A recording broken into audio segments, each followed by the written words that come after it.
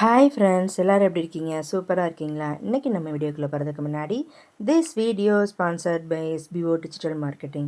இந்த டிஜிட்டல் மார்க்கெட்டிங்கில் ஜாயின் பண்ணணுமா? உங்கள் கையில் ஒரு ஆண்ட்ராய்டு ஃபோன் இருந்தாலே போதுமானது. அதாவது அது மட்டும் இல்லாமல் உங்களுக்கு ஒரு சோஷியல் மீடியா அக்கௌண்ட் இருக்கணும். ஃபேஸ்புக், இன்ஸ்டாகிராம், யூடியூப் இந்த மாதிரி அக்கௌண்ட் இருந்தாலே போதுமானது. இது ஒரு டெய்லி டாஸ்க்கு, சிம்பிள் டாஸ்க்கு.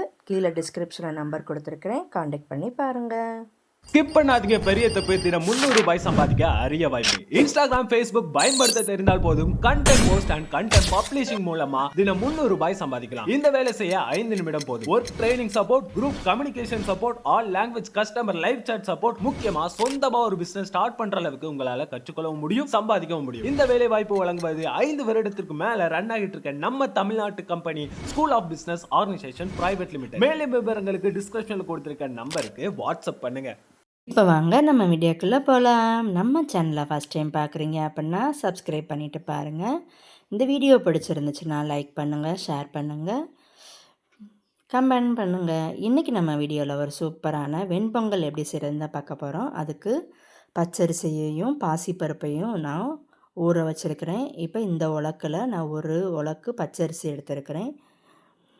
இதில் ஒரு கைப்பிடி அளவுக்கு பாசிப்பருப்பு எடுத்துருக்கிறேன். இப்போ அதுக்கு தேவையான தண்ணி நான் எடுத்துக்கிட்டேன்.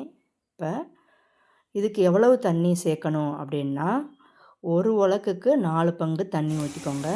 நான் எக்ஸ்ட்ரா பருப்பு வேறு எடுத்துருந்ததுனால கூடவே நான் ஊற்றிக்கிட்டேன். இப்போ விசில் விட்டாச்சு.